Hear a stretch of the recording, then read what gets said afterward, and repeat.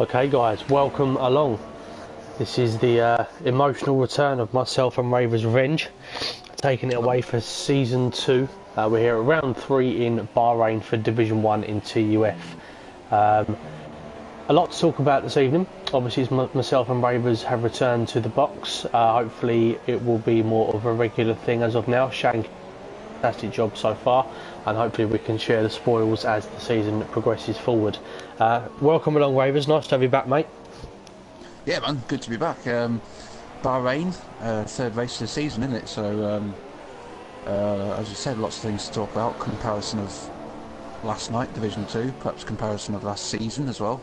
Yeah, very much so. No, it should be a good one. It's the tables started to take a tiny bit of shape so far. Obviously it's still very early days. We are only a couple of races in. It's the third race of the season. We're just on board with the current championship leader, Mr. Ice Cold Andy. We've got just over 9 minutes of the session left. We've already had a retirement in the way of Wiskit, who's making his first appearance of the season. He's actually got a qualifying ban which he will be serving, so hopefully he's enabled himself to save his setup by doing an outlap, which I believe he has done, as we're just on board with Andy, the championship leader, as he's crossing the line to start his first flying lap. So yeah, as it currently stands in the way of the table, I'll just run through the top couple of drivers. So we've got Andy leading the way on 31 points. We've got Josh McGill, the recent Division 2 promoted driver, in second place with 27 points. And then we have Good Aids in third, who didn't actually race in Australia, but he picked up a win in his only race of the season so far in China. We've got Funky actually sitting in fourth, which is a really good result for him so far. And another promoted driver, Costa, sitting in P5.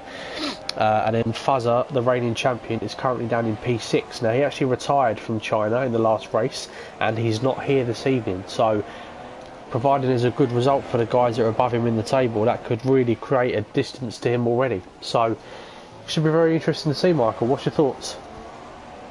Fuzzer, it's a shame that he's not able to come tonight. Obviously, like you said, with that retirement in China, so perhaps a gap could develop already, but it is, like you said before, it's early days. What did you say was the lap time from last night? We were talking before we come on air. Yes, so we're looking at lap times for yesterday's race for pole position. If I'm not mistaken, I think it was a 128.4, which was pole position, which was from Sao Paulo, which has already been matched by George Alice on the first run. So the pace of Division 1 looks very strong this evening. George Alice currently sitting on pole with that time. Yeah, Ice Cold Andy a little bit off the pace. Half a second. Yeah, I vaguely remember last season, I think when we did Bahrain of last year was when we first really experienced a safety car glitch. It was quite a long evening, it caused quite a stir and a lot of problems for the admins. So hopefully, now that we are aware of what happens and the rules of what actually sets off the safety car glitch, hopefully we can avoid that happening this evening. Let's just hope the guys are patient. If anyone retires, they give it a good couple of minutes before they leave the session. So yeah, I'm pretty keen to see how it all unfolds. We've got a good turnout, we've got a full grid, a couple of reserve drivers. Interestingly enough, Dobby's actually missing his third race of the season, so Dobby's not made an appearance so far, which is going to put him at a massive disadvantage. Not too sure what's going on. So we do have Chris Logan in, who is a Division 2 driver. We've got Geordie, who is a reserve driver.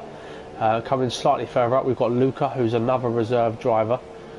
And I believe that is all of the reserve drivers we've got. So we've only got 3 guys missing this evening, who I believe is Dobby, Fuzzer and Luke. So they've all been replaced for the season, so we do have a full grid. So yeah, I think most of the guys now are going to be coming in to change the tyres over and give it a couple of minutes before they go out and do their final flying session. With the pace we've currently seen so far, what do you think will probably be the time for pole this evening, Michael? Well, just quickly before, Chris just crossed the line and he improved by half a second, but only went up 1 place. I know it's like only the first run, but wow, that feeling must be horrible. But yeah, I don't know if sub 128 is doable. 4 tenths for George Alice to improve by to get that. So maybe a 128.1 perhaps is the target. I don't know. Who's that just gone wide? I'm not too sure. I think most of the guys are currently out Sever. on track at the moment. Yeah. So sorry, most of the guys are in the pits are at the moment. The only people out on track is Sever, Chris, and Corey. But I would imagine they'll all be coming in. Oh, and Geordie. But I'd imagine they'll all be coming in now to stick on some fresh rubber. Yeah, I reckon anything below a sort of 28.1, maybe a 28 flat. If anyone can reach those heights this evening, I think that's going to all but guarantee them at least top 2 or 3 on the grid. So I think that's going to be the times that the guys are going to be looking at. We've got a lot of guys very, very close together. NR's currently in 2nd place, but then if you look down between 6th place and 10th, so there's 5 drivers in there, and they're all separated by literally less than a 10th. So we're looking very, very close. Close for comfort at the moment for a lot of the guys. I imagine the start of the race is going to be quite entertaining as well, especially because it's quite a short run up into turn 1, and then obviously it's pretty much a complete 180, and then followed by a quick left-hander. So I imagine we're going to see a couple of incidents like we did last night. So yeah, I'm really looking forward to the race. It's good to be back in the box. I've missed doing it, and hopefully you guys have missed our annoying voices as well. Yep. So yeah, no, it should be an interesting one. Who are you going to tip for pole? Whilst we've got a couple of minutes to spare. Well, I was thinking about this before the race, and I was thinking Ice Cold Andy's made a good start to the season, but I don't know. Last season in Bahrain, he perhaps wasn't. Well, apparently wasn't on pace, and he's only 10th at the moment, so I can't go for him. Not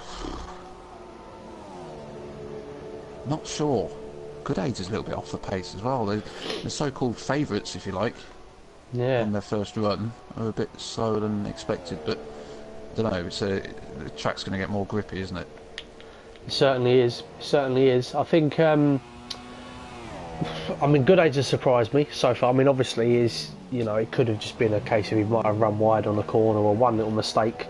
But yeah, I mean, he won the race here last year.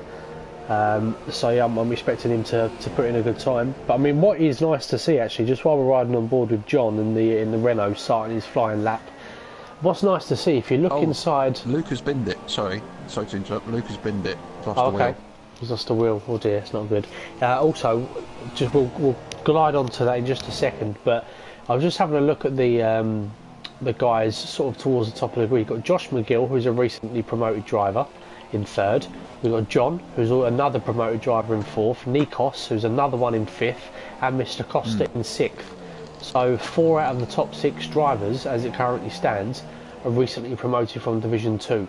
So I think that just shows the standard that the Division 2 has since it started really in the last season. So it's nice to see those guys coming up and not struggling, and they can really sort of put themselves about. Obviously Josh being 2nd in the table, he's had a remarkable start and he's a lovely lad, so I do really wish him well. And it's going to be interesting to see over the course of the season how they do mix in with the likes of George Alice. Sever is down in P12. Yeah, that's a surprise, isn't it?